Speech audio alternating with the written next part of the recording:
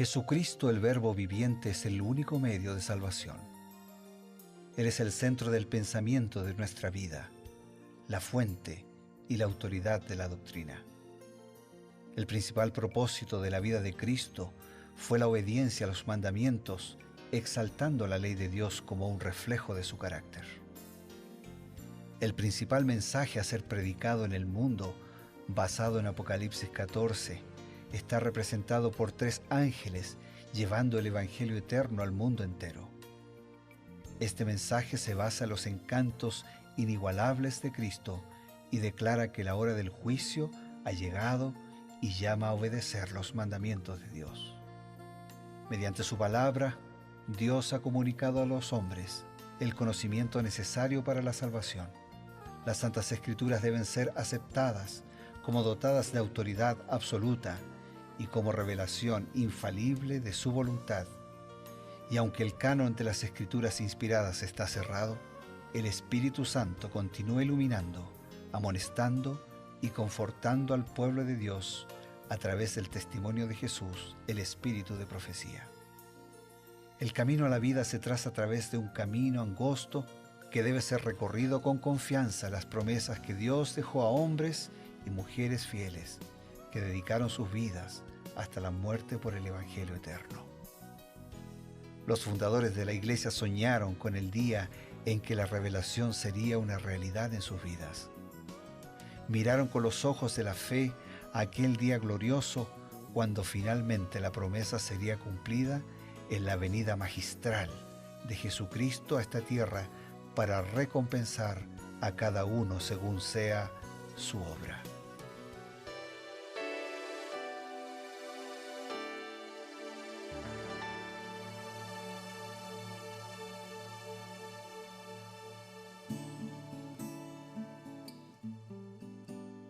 Qué grato encontrarnos nuevamente aquí en Nuevo Tiempo, la señal de esperanza.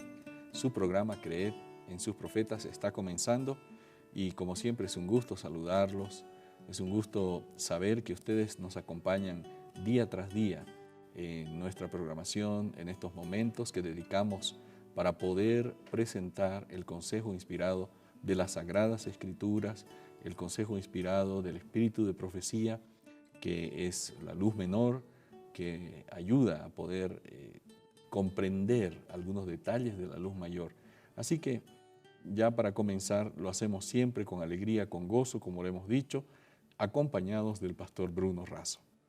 Un gusto saludarte, Pastor Eber, un gusto saludar a todos nuestros amigos, un gusto encontrarnos con la palabra de Dios, un gusto complementar el espacio Reavivados por su palabra a través de este espacio Creed en sus profetas, donde tomamos el mismo capítulo de la Biblia, donde le preguntamos a los escritos de Elena de White, en sus comentarios inspirados por Dios, qué lecciones espirituales de destaque podemos encontrar en ese capítulo y cómo aplicar esas lecciones a nuestra vida. Hoy nos detenemos en el capítulo 20 del libro de Job. Pastor, el capítulo 20 de Job, otra vez Sofar está hablando. En realidad está continuando lo que había dejado antes y ahora explica, él describe como sutilmente queriendo decir, Job, ten cuidado. Empieza a describir ¿qué? Las calamidades que los malos sufren, ¿no? Y él lo enfoca desde varios ángulos. Y él está presentando que los rasgos de maldad son un peligro, etcétera, etcétera, ¿no? Y está diciendo, bueno, todo malo va a sufrir calamidad. ¿Cuál es el peligro de permitir? Ahora vamos a hablar de los rasgos de maldad que puede tener una persona. ¿Cuál es el peligro de permitir que esos rasgos de maldad permanezcan en el carácter? Uno de los libros más pequeños, tal vez el más pequeño, pero el más grande por su maravilloso contenido, El Camino a Cristo, en la página 34, Elena de White comenta lo siguiente: un solo rasgo malo de carácter, un solo deseo pecaminoso, acariciado persistentemente, neutralizan a veces todo el poder del Evangelio. Toda indulgencia pecaminosa fortalece la aversión del alma hacia Dios. El hombre que manifiesta un descreído atrevimiento o una impasible indiferencia hacia la verdad, no está sino cegando la cosecha de su propia siembra. En toda la Biblia no hay amonestación más terrible contra el hábito de jugar con el mal que las palabras del hombre sabio cuando dice: prenderán al impío sus propias iniquidades. Son nuestros pecados los que han hecho separación entre Dios y el hombre. Son nuestras iniquidades lo que nos ha separado en un camino de distancia, de lejanía, de destrucción y finalmente de muerte. Y si nosotros tenemos un rasgo malo de carácter, un solo deseo pecaminoso, que lo acariciamos persistentemente. En algún momento hablamos, sin duda tú recuerdas, y tal vez algunos de nuestros amigos también, de que algunos comparan, ¿no?, que nosotros tenemos una doble naturaleza, una naturaleza espiritual, claro, que quiere hacer las cosas bien.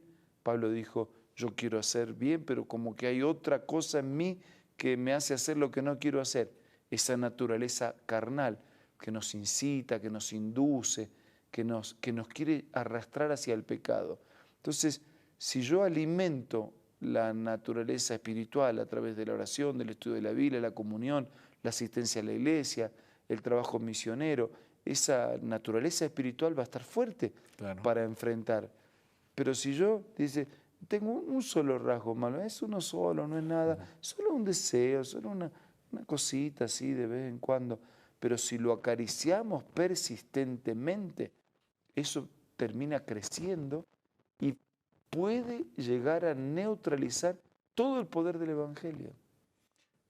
Pastor, ya escuché que alguien decía que el Evangelio es como una bomba atómica, que tiene una energía, un poder contenido, utilizando las palabras del apóstol Pablo, ¿no?, en Romanos, poder de Dios, ¿no? Sin embargo, dice que un pecado acariciado, un deseo pecaminoso que se mantiene de manera persistente, dice que neutraliza el poder, puede neutralizar el poder del Evangelio. Sí, es como ese único bichito que entró en ese árbol grande, fuerte, y va haciendo su trabajo y aparecen otros y finalmente hacen un hueco y termina el árbol en el suelo. Claro. Nosotros también, si permitimos que una sola cosa sea acariciada, alimentada, mantenida y no vencida, finalmente terminará dañando, sin duda, nuestra vida espiritual. Así es. Pues bien, quisiera plantearle una segunda pregunta. Los impíos, los malos, aquellos que persistan en el mal hasta el tiempo del fin, ¿cuál será la reacción de ellos cuando se encuentren con Dios? En el libro Conflicto de los Siglos, página 598, leemos: una vida de rebelión contra Dios los ha inhabilitado para el cielo. La pureza, la santidad y la paz que reinan allí serían para ellos un tormento, la gloria de Dios un fuego consumidor. Ansiarían huir de aquel santo lugar, desearían que la destrucción los cubriese de la faz de aquel que murió para redimirlos. La suerte de los malos queda determinada por la propia elección de ellos. Su exclusión del cielo es un acto de su propia voluntad y un acto de justicia de la misericordia por parte de Dios. Así que no solamente eligieron no estar en el cielo, no solo es un acto de justicia, sino también es un acto de misericordia, porque no estarían cómodos.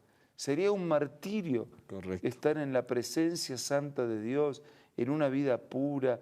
No es lo que llenaría de felicidad sus vidas, porque otro fue el propósito de su existencia.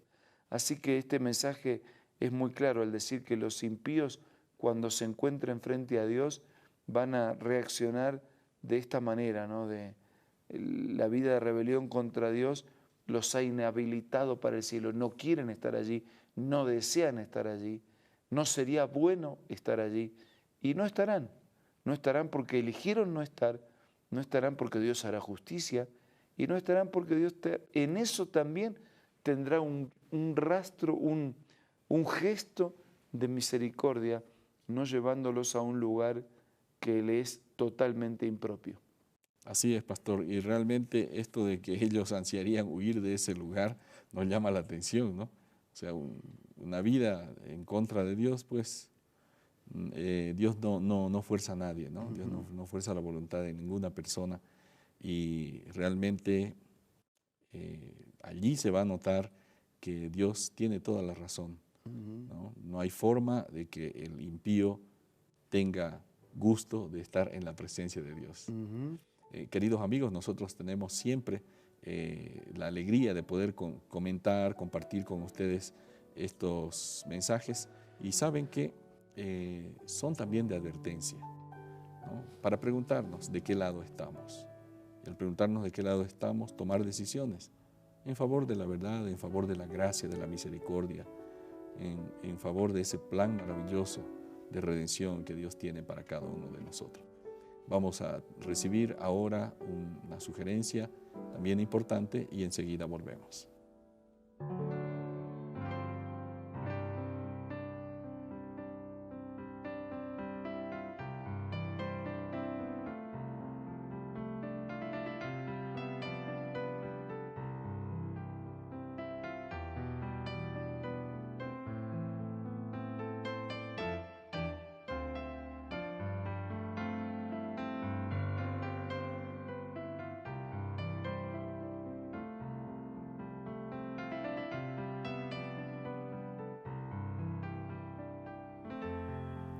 Hola, ¿quieres saber cuál es la importancia del cristiano? Acompáñame en la lectura de esta cita.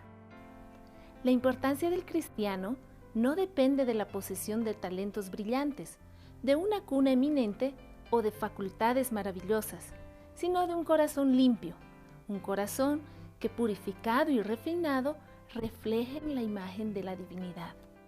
La presencia de aquel que dio su vida por nosotros embellece el alma. Los hombres de oración son los hombres de poder. Serán capacitados para conducir a los pecadores a la cena de bodas del Cordero.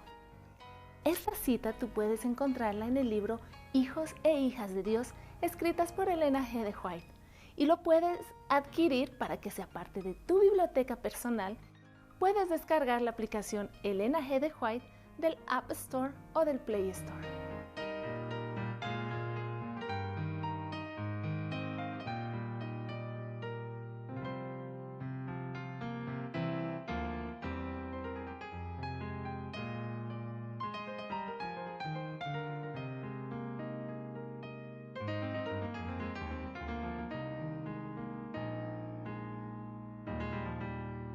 Como siempre, reservamos los últimos instantes para presentarles un nuevo llamado.